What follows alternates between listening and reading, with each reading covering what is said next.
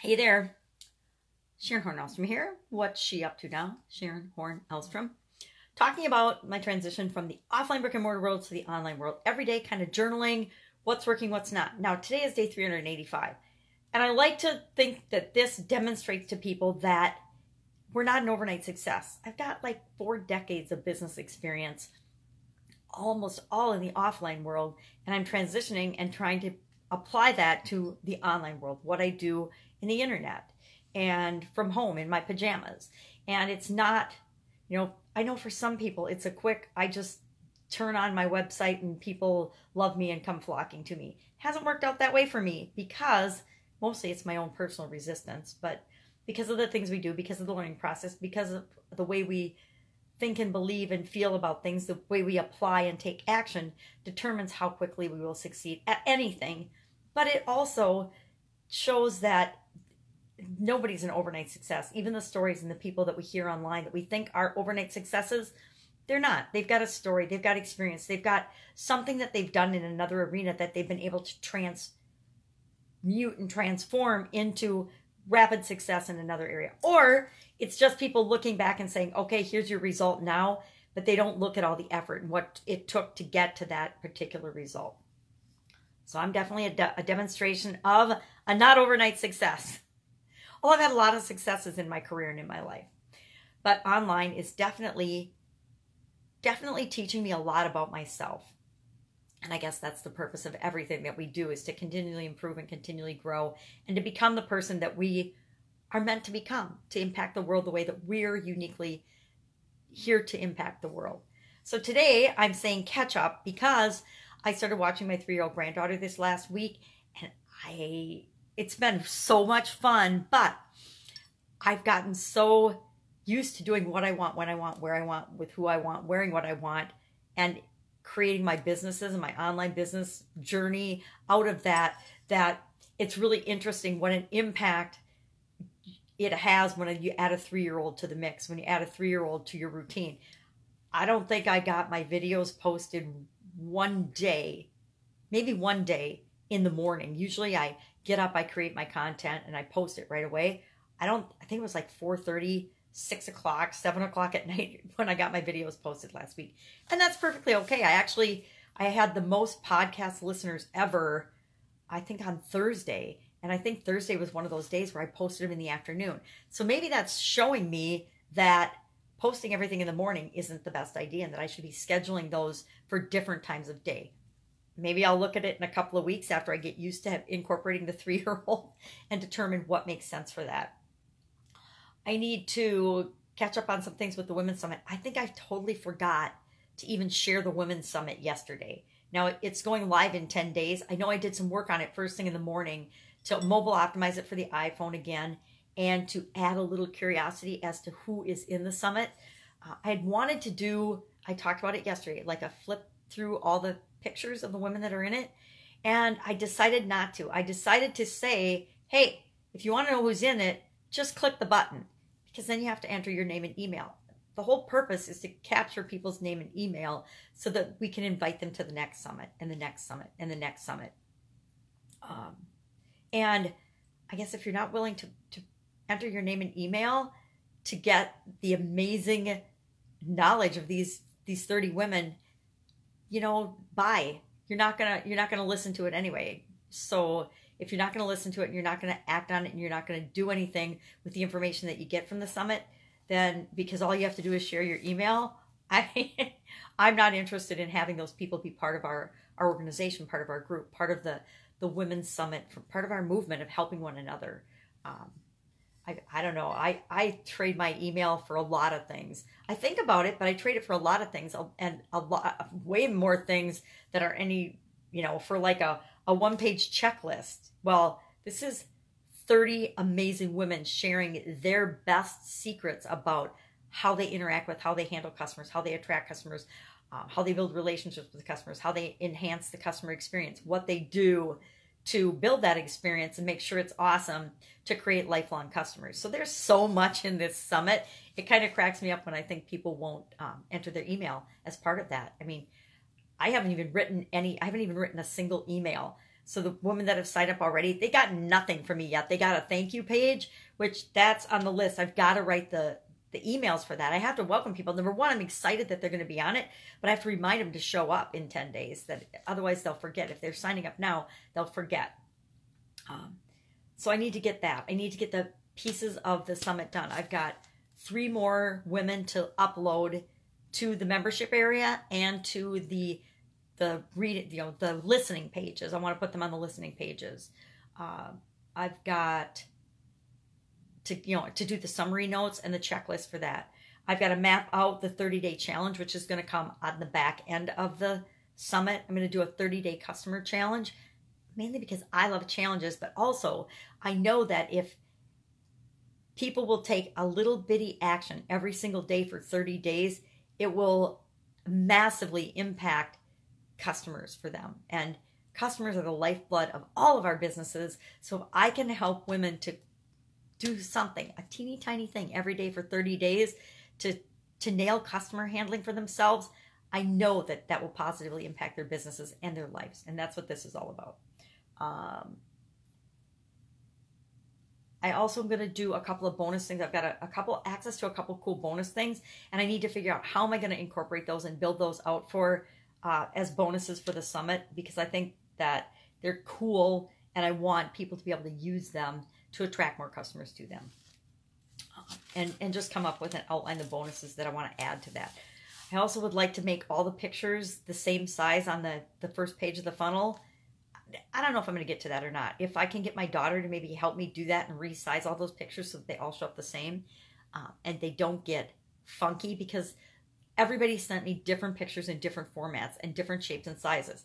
And I can change them, but some of them are horizontal pictures. Some of them are vertical pictures, horizontal, vertical. And some of them are little squares. Some of them were circles. It depends the picture that I got. And I personally don't have the skill set to resize all those pictures. Could I learn how to resize all of them and make them consistent? Yes. Am I going to spend my time and energy doing that? No, because those pictures being consistent on this particular summit does not add any value to the summit at all. And I'm all about how much value can I pack into this information and into this summit for women. And again, if the pictures not being all uniform in the exact same size and look and feel bothers people, guess what? I'm definitely not the summit for you. Definitely not the person for you to be interacting with.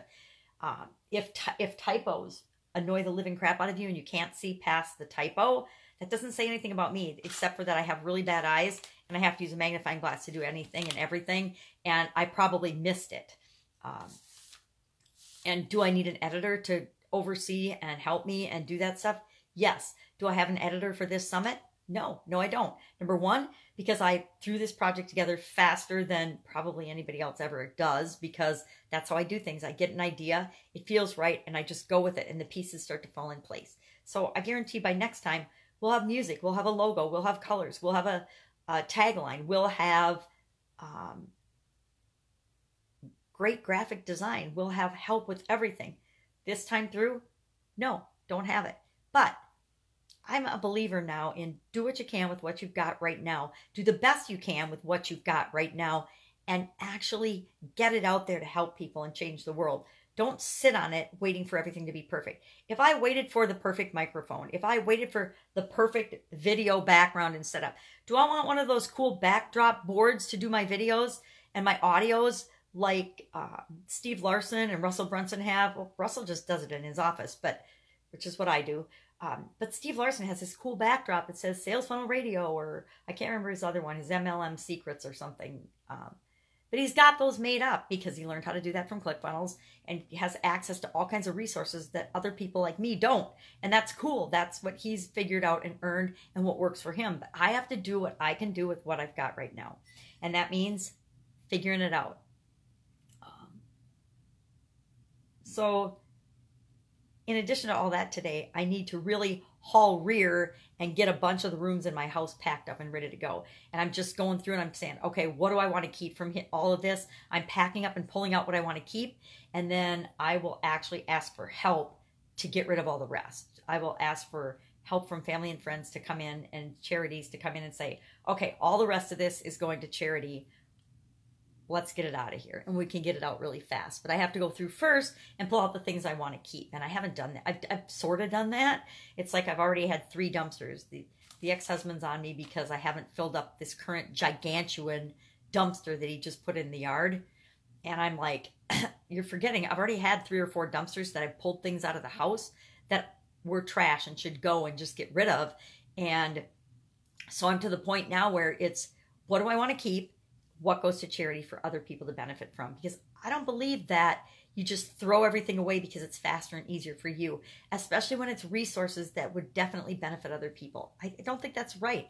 I think that that's actually really selfish to do that, to just throw things in the garbage because you don't want to drop them off at charity or you don't want to have a charity come by and get them. I think that's ridiculous, which is, a difference between us, which is probably one of the core value things that drove us apart. So totally off topic. Anyway, lots to do, lots to catch up on. Going to have to figure out starting on Monday, and then I'm going to have my granddaughter all next weekend because her mom is moving. And that's a huge project. And I said I would keep her for the weekend. So I'm super excited about that. I love having sleepovers. We had a sleepover a couple of days ago, and that was really fun. But I learned I don't get much done. I still can get up and get my content created in the morning before she gets out of bed. But it's definitely taken some juggling. And next week, I want to make sure we add some fun and some structure and more getting used to everything in one another, because she's a very different little amazing human being than she was when she was, 0 to 1. 0 to 1 is very different than 3, as I'm sure a lot of you moms can attest, and grandmas, if you're helping with the kids, can attest. But it's a really exciting opportunity for me to figure out, how do I build this online business while having a toddler? Because there's so many women out there that are doing just that. And I remember that. I remember juggling corporate career, business on the side, 2 small children, a husband and spouse. It was a lot, and it was more than a lot. It was a lot. I was joking yesterday that it's amazing that my kids survived some of the stuff that we went through because there was so much. But every day, everything always got done. Everything always worked out. Was it perfect? Oh, heck no. Did we always have the best meals? No. Do we always have the best everything? Absolutely not. Sometimes things got missed. Were we late for things? Sometimes my family still teases me and tells me every event is a half hour before it actually starts because I was always late. I was always late getting the kids ready to go to family events and things. Not on purpose, but it was hard. It was hard when the kids were different ages and little, and when they didn't want to cooperate, because I don't know about you and your kids, but my kids were not always 100% compliant with everything I wanted when I wanted it. I know, newsflash, right? Kind of like the rest of life. Our customers, our people that we interact with aren't ever going to do 100% of what we wish they would do when we wish they would do it, right? That's nary fairyland. And boy, think of how boring life would be if that's the way it was. If you just thought something and said something and then everybody did exactly what you wanted. Yeah, that would be kind of boring. It's more fun. I think it's more fun and more challenging to see what's going to happen, to see how people are going to respond and react to me, and whether I impact them in a positive or negative way. Because I guarantee there's a whole lot of people that I just totally rubbed the wrong way. Remember my first boss in corporate America after I graduated from college? I'd had lots of bosses before then, but my first boss when I graduated from college and went to work I actually was working for Procter & Gamble, just hated my guts. I totally rubbed her the wrong way.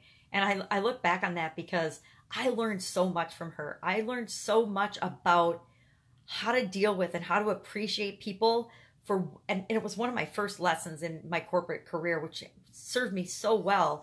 And did it stink when I was going through it? Was it, I don't understand what's going on. I don't understand why this woman can't stand me. I don't know why she's treating me this way and not treating other people and my coworkers this way. And why is she singling me out on this? And it made me become a better person. It made me step up and understand, how do I work with somebody that that doesn't like me, that doesn't get me, that is wanting to get rid of me and wanting to undermine me. And it made me a much better person and a much better manager by focusing on what was awesome about her. Because like every other human being, there's good and bad and ugly in every single one of us. And we can bring out the good in people. We can bring out the bad in people. We can bring out the ugly in people. We have the power to do that based on how we react and how we respond and how we interact with them. And so I just made it my mission to bring out the good in her. And that is how I survived the first couple of years of my career. And that's just how life is. It shows us exactly what we need to learn when we need to learn it. We don't always know it at the time. We don't always understand the situations that we have to live through and that we survive, but we always survive them. If you're sitting here listening to me, you've survived a whole mess of stuff. I know you have. I know I have. So that's it. Go out, make it an awesome day. I'm going to go start packing, processing videos, listening to summit interviews, and packing up the things I want to keep. What are you going to do today? Go out, make it an awesome day, and I'll, of course, see you tomorrow. Bye.